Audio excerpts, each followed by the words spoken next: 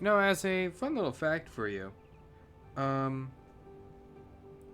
there is actually a reason why Nirnroot doesn't regrow. And it's actually because it has a script disabling it actually to grow. If you use the console command enable before harvesting them by clicking on them, it would make it so that it does respawn within a week's time, I believe. And you can actually simplify this by using the construction sit, which comes with the game. It's a mod thing. It's a thing that allows you to create mods. It's been much more streamlined as time has went on, but it started out pretty weak. Yeah, you can actually use the creation kit just to remove that script entirely so that even after...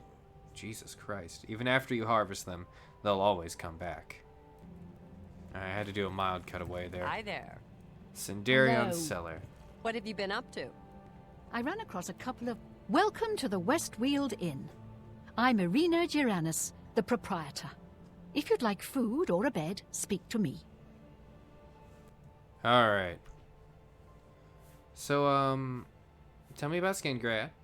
Grad has ruled here all my life. The county is quiet and prosperous.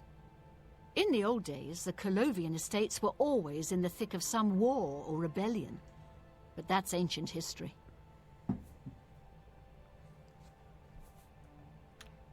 If you say so. Hello. Greetings. Whoa. What happened to Mercator Hositis? I haven't seen him at the castle lately. Of course not. Take care. You too. Alright, let's go see Sindarian now. Okay. It's hard to imagine he can afford to rent this whole place out. So where's the old guy? What brings you to my little home underground? Oh, you seem nice, actually. So, you've brought something for me to examine. Yes, I did. Nirnroot. All of it. Yes, this is a genuine Nirnroot sample. Very nice quality, in fact. That gives me an idea. Since you already know what they look like, do you feel up to a bit of a collecting expedition? Perhaps another time. Oh, very well. If you change your mind, I'll be around. So, you've brought something for me to examine. Let's... For you, of course. Oh, wow. Disposition maxed. Of course, I get a boost because I am also a high elf. Bernadette Pennelis works over at the Tamika Winery. They make a quality wine there. Yeah, but Nirnroot. Yes. Sure. Where are you going to send me? Excellent. But before you go, you're going to need to learn a bit more about Nirnroot. Otherwise, you may walk in circles and never find any.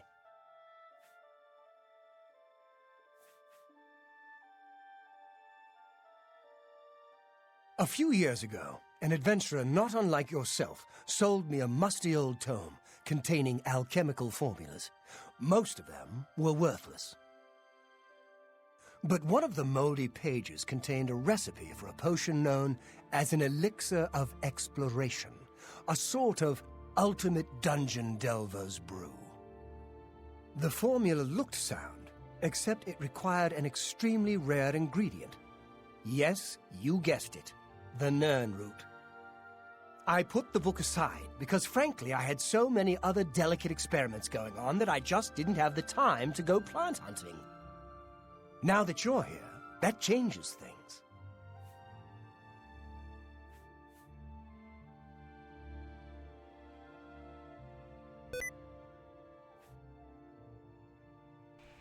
But what about the Nirnroot? What are you doing, computer? What are you doing? Alright. Okay, so apparently my computer sitting for sticky keys got re-enabled somehow, and I activated it. But it's fine now. Alright. What about the Elixir of Exploration? The Elixir of Exploration. The Elixir of Exploration is a multi-purpose potion that was obviously created with the Dungeon Explorer in mind. The formula describes many magnitudes of the brew. If you're interested, I wrote a short missive about it for the Imperial Alchemy Symposium. You bring me 10 samples of Nirnroot, and I'll make the elixir available to you at a huge discount, as well as give you one for free. The best place for you to start would be Shade Leaf Copse, which is a part of the Great Forest northeast of here. Good luck, and hurry back with more of the Nirn root.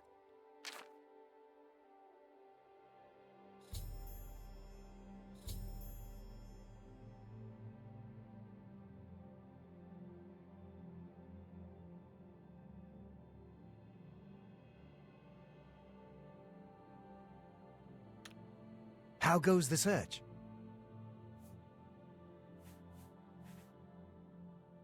Fantastic. You actually found 10 of the Nirn root. I'll begin making the elixir of exploration right away. According to my research from the tome, I'll need at least 20 more Nirn root to make the next magnitude of elixir. In any case, if you come back in about 24 hours, I should have the weaker elixir ready for you. Neat. Okay. I've now found a total of actually, Centurion is an alchemist in Skingrad. An alchemist in Skingrad is looking for a rare root known as Nirn root. According to his research, this rare root can be a powerful ingredient in the creation of a special potion known as the Elixir of Exploration. Because of this, Centurion has tasked me to find 10 samples of this mystical plant. He indicated a part of the Great Forest to the northeast called Shadeleaf Copse is a good starting point. I've now found a total of 10 Nirn root. I should return to Sindarian and Skingrad so he can begin creating an elixir of exploration from them. I've given Sindarian the first 10 samples of Nirn root. He told me if I wish to have a moderate version of the elixir of exploration made, he'd need 20 more samples. Leave me to my work if you want the elixir made properly. Dude, why is your contrast so off? Anyways. Yep, you just gotta wait 24 hours. After that 24-hour wait period, he will leave his table. Your elixir is ready. And tell you that. Any more luck finding Nirn root? My elixir. Here's a weak elixir of exploration. Not bad, eh? If you want more, you can buy them from me. I've discounted them for you, of course. You're a crooked businessman. I found 20 more of the Nirn root. I should return to Sindarian and Skingrad so he can begin creating a moderate version of the elixir of exploration from them. Any more luck finding Nirn root? Tell me about Nirn root. If you need to know more about the Nirn root, read the missive. Okay, rumors? I don't know if Tumendil ever leaves the chapel. That man works day and night to take care of all of us. Alright.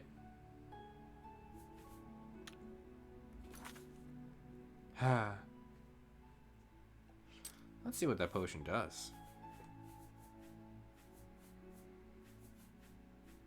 Weak Elixir of Exploration. Fortify health 20 points for 300 seconds on self. Night Eye for 300 seconds on self. That's actually really good. Remember, always look near water. That's the best place to find Nirn root. I like this guy. Any more luck finding Nirn root? Yes, actually. An Elixir of Exploration is needed. Actually, wait, no. Let's check his discount. Let's do business. Wow, he has pretty poor equipment, actually. And his Elixir of Exploration actually does restock every once in a while, I believe. But not very much. Yeah. The weak one is not really worth grabbing. But oh my god, he has so many alchemy ingredients. It's worth shopping here. Give me the hammers. Come back and... Alright. The Elixir of Exploration. Amazing! You found 20 more samples of Nirn root. Well done. I think if I'm to create a strong version of the elixir, I'm going to need an even greater number of Nirn root samples than before. 30 should do it this time. Yes, that would be perfect. Oh, and as usual, I'll have the moderate elixir ready in 24 hours. And with that, he sends you off for 24 hours. I've given Sindarian 20 samples of Nirn root. He told me if I wish to have a strong version of the elixir of exploration made, he'd need 30 more samples. Alright, we wait once more. Hey, what are you doing? Hey, good to see you again. Whoa. Nirnroot doesn't need sunlight to thrive. Come on, Don't you forget had to special check underground as dialogue. well. Give me your dialogue. One moderate elixir of exploration, coming right up. Hey, good to see you again. Rumors. I saw Ugak Gramogak earlier. At least, I think it was her. Perhaps it was her sister. Elixir of exploration. As promised, I have your moderate elixir of exploration. Use it well. I have more available for a great price if you'd like. I found 30 more of the Nirnroot. I should return to Sundarian and Skingrad, so he can begin creating a strong version of the elixir of exploration from them. Hey, good to see you again. Please, go on. Yep, his disposition is maxed. It is actually really easy to max out his disposition. I think he is one of the easiest NPCs in the game to do so, because just by default, he'll probably already have a high disposition towards you. And by doing the first stage of his quest, it's pretty much already maxed out, and the second stage gets it the rest of the way there. Anyway, the elixir of exploration. You're truly a master explorer. To imagine you've actually acquired 30 more samples, I'm astounded. As I'm sure you guessed, to make the grand version of the elixir of exploration will take still more samples of Nirnroot, 40 to be exact. Good luck. Oh, and as before, you can pick up your free elixir in 24 hours.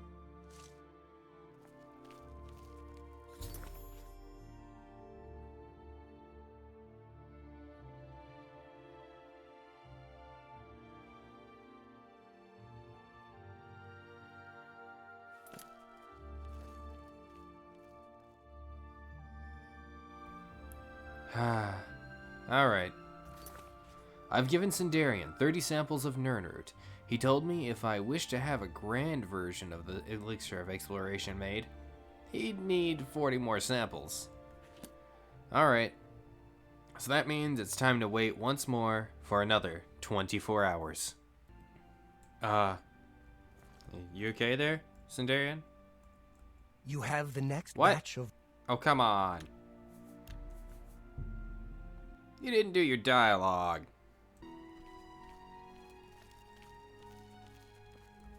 Hello? Sundarian?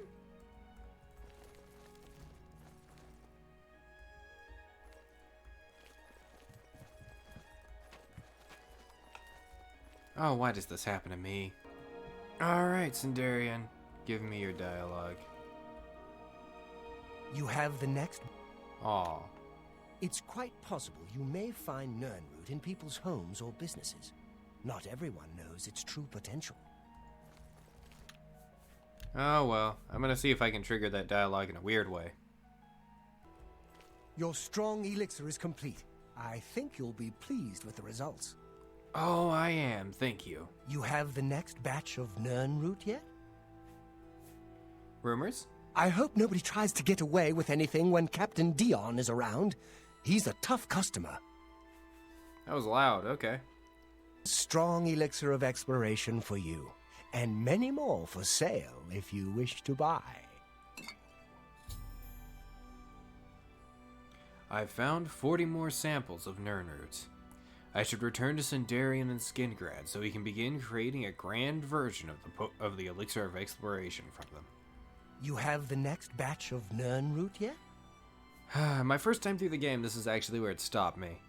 And I had to look up a guide and information. Thankfully, I played this before Skyrim came out, so I was well prepared, but... yeah. Words fail me at this point. There must be no stone unturned in all Cyrodiil. I don't know what else to say but to thank you. I'm afraid that this version of the Elixir of Exploration will be the last. I've wrung every bit of information from my research that I can. Since you seem so adept at finding the elusive Nirnroot, if you wish to bring me more, I'd be more than happy to compensate you. Again, I thank you for doing my fieldwork. I look forward to getting more Nirnroot from you. And yes, in 24 hours, I'll have the elixir ready. Alright, now some of you Skyrim players that haven't played Oblivion might recognize this character. And that's actually because he made an appearance in Skyrim, but as a skeleton. He's the guy that has the Crimson Nirnroot journal and helps you along with that quest. Even though it's unmarked and there's only about 25 of them in the game, and I think you need 20. It makes Nirnroot a regrowable resource as of Skyrim's time. Sindarian even helps in research with his Nirnroot, even after his demise. Worked so hard on a formula in my life, but I got your grand elixir of exploration done. Thank you, Sindarian. Here to sell me more Nirnroot? I'm here for my elixir. Here it is, my pride and joy. A grand elixir of exploration. Use it in good health, my friend. If you want more of them, I've whipped up a few. Expensive, but worth every coin. Now, I recommend using him as your go-to merchant for pretty much everything in the game. If you are playing this unpatched, no item you ever give him leaves his inventory, meaning you can consistently buy it back, and his inventory never gets really... His inventory never gets worse. And also, when you get to a max of your merchant level perk, I believe you can invest in him, which is pretty good. So All right. good of you to drop by again. Why is it so framey right now? Here to sell me more Nirnroot? Yes, I am. Reliable as usual. Here's your gold. Reliable. And every time you do this, he gives you 250 gold. Oh. There's no point in giving you any more money until you've brought me 10 more Nirnroot samples. Come back when you have them. But there's no more Have a look around. Nirnroot to collect. You won't find better prices in all Tamriel. Yeah, there's no more Nirnroot to collect in the game. That's insane. Alright, we're gonna buy all 20 of those. All 4 of those. A fine... All of those. That's a good... And that as well. Good, sir. It was good doing business with you. But now I'm gonna sell a bunch of my stuff off on him. Alright, and with all of that done, there is actually still 2 more things we need to do in this video. The Nirnroot Missive is something we must read.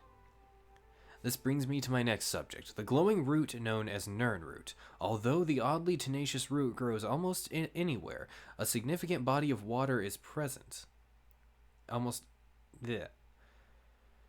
This root is extremely rare, and I believe soon to become extinct. I myself have yet to come across one of these gnarled shoots, as they're rarely in sight of the roads that cross Cyrodiil. According to the records of the noted imperial herbalist, Shivius Regalium, the Nirnroot once flourished and could be found all over the country, but he suspected a cataclysmic event severely stunted their growth. Although many scholars reject this proposal that the sun's death event of First Era 668 catastrophically affected plant life, Shivius feels that the Nirnroot's lineage was damaged by the lack of sun for a full year, whereas other plant species tend to find a way. The Nirnroot's mysterious magical nature made it especially susceptible to this climate shift. While this may or may not be the case, it's certainly true that recorded sightings of Nirnroot are declining as the years pass. The most perplexing facet of Shivius' studies is that his notes describe the root as having a yellowish glow, contrary to the fact the Nirnroot of today has a soft bluish or blue-white glow. Unfortunately, since not many studies of the Nirnroot were performed from Shivius' day until now, it's unknown when or why this occurred. What I'm proposing today is that the Nirnroot, even though merely a plant, sensed impending extinction and therefore changed its own nature to survive. One of the more obvious facets of today's Nirnroot that supports this theory is the fact that it can now survive underground without any sunlight at all.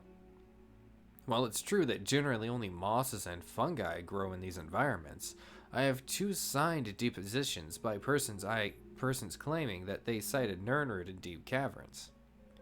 Not once in Chivius's copious notes is a subterranean Nirnroot mentioned. But how could this be? How could a surface-dwelling plant suddenly begin appearing in new locations radically different from its normal habitat? The answer, my fellow alchemists, is nestled within Chivius's own notes. Although he spends a great deal of time with the Nirnroot in his laboratory, the one thing he neglected to test at a high enough level of detail was the soil. As stated previously, Chivius always felt that the sun's death, the eruption of Red Mountain, contributed to the demise of Nirnroot. Agreed. My amendment to that proposal is that the ash that fell from the sky that entire year mixed with the soil, and again, due to the magical nature of the root, contributed to the aforementioned changes. The ash became a catalyst of sorts, forcing a change in the very makeup of the Nirnroot. Although very little ash from that dark time remains, I have done tests on newer ash samples sent to me from Vardenfell. They show little to no magical properties, certainly none which would affect a plant of that magnitude. However, the rare occurrence of what's known as ash salt in the normal ash does contain very potent magical abilities. In fact, some native Dunmer are said to harness that ability to create a cure for the blight, which pervaded their realm many years ago. I feel this magic meshed with Nirnroot's inherent magic caused the radical change. In essence, the root healed itself. To surmise, my 2 proposals are certainly linked. The plant needed to survive and therefore used a byproduct of its destructor to do so. No other plant in nature has ever come close to this metamorphosis. I feel the Nirnroot has accomplished, in a relatively short amount of time, what it would take other species millions of years to complete. Whatever the case may be, one thing is certain. The Nirnroot is on a path to destruction. It contains untapped potential to create potions, the likes of which have never been seen in our day. I propose to you today that we divert a small portion of our funds to an expedition to collect some of these roots to study. I have outlined the proposal for your perusal after the section of the symposium. Please seriously consider this proposal before it becomes too late and the Nirnroot becomes nothing but a memory. Thank you for your time. So that's actually interesting, and that's why he goes underground in the Elder Scrolls V Skyrim's time. By the Elder Scrolls V Skyrim's time. And he's still alive then, too. That's just over 200 years after this game takes place. About 250 years, actually, I think. So yeah. Sindarian's still going and trucking along until he's taken out by a dwarven contraption, it seems. A sad end for a grand explorer. Alright. So we've already read the weak elixir of exploration. It fortifies your health by 20 points for 300 seconds. It gives you Night Eye for 300 seconds. Let's read the strong elixir of exploration. Actually, is there a different one? No, there's not. The strong elixir of exploration is a huge jump up in capabilities. It fortifies your health for the same amount of time and gives you Night Eye for the same amount of time, but it also fortifies your fatigue by 20 points. Actually, yeah, no, it does. It does the same health fortification as the weak potion, but it fortifies your fatigue for 20 points for 300 seconds, your blade for 5 points for 300 seconds, your blunt for 5 points for 300 seconds, your destruction for 5 points for 300 seconds, your restoration and sneak the same. That's a lot. The moderate potion, which is actually the in-between of the weak and the strong, It fortifies your fatigue, health, and night eye for 300 seconds. And the Grand Potion. So the fortify health and fatigue stay the same, and it still gives you night eye. But all of the bonuses that it gives you, the increases to your stats that are, you know, your active skills, actually it now gives you a bonus of 10 to each of those. That's really good in of its own as well. And this is one of the easiest. This is one of the ways where in which you can really boost yourself up in a battle if you really need that extra boost really fast. Though I'm not too fond of the Night Eye myself. I don't really like using Night Eye unless I have to. But, how was that? That was the quest, Seeking Your Roots. That was the last of collecting all the Nirn Root. We collected every single one of them, though for me it was, 7 days worth of sessions of recording. For you guys, it's been a short video, relatively short video. I'm gonna lump them all together. But yeah, wow, I think that is single-handedly the biggest quest in this game, and we've got that done and under our belt, and the game is, I'm guessing about, well, just with the side quests, not all the content, and side quests and main quests included. This game is about 70% done now. Oh, that's surreal to me. Get it? Because surreal lines. No, but really, that is completely surreal to me, to be that close to finished with Oblivion, after working on this for just over a year now, though it feels a lot longer. My research for the game began in December of 2018, and my playthrough started in March. Actually, I think February, truly February, when I started recording. February of 2019. And now it is March 24th, 2020.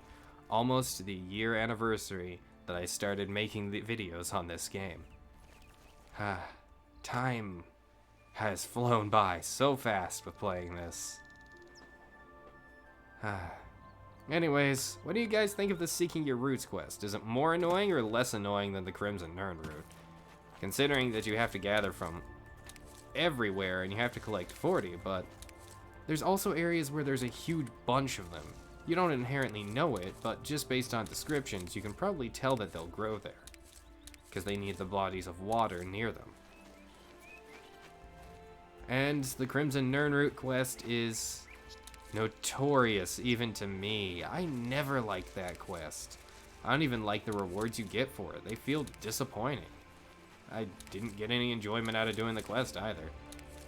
To me, the only point in doing that was just to have the trophy and the completion under my belt. But that's a different game for a different time. One that I probably will do one day. Though I'm not gonna try and cover as much of it as I am trying to cover Oblivion. Besides, there's actually less to do in Skyrim than there is Oblivion anyways. Well, base game wise. Expansion wise, there's more to do in Skyrim than there ever was in Oblivion. But that being said, thank you all for watching, and I hope you all have a wonderful day. If you like my stuff, like, comment, subscribe. Check my Patreon, Coffee, and Twitter in the description if you want to support my channel. Thank you all, and I hope you have a wonderful day. I hope this series of videos, has been of great help to you. That's the reason why I do it. Alright everyone, goodbye, and good night.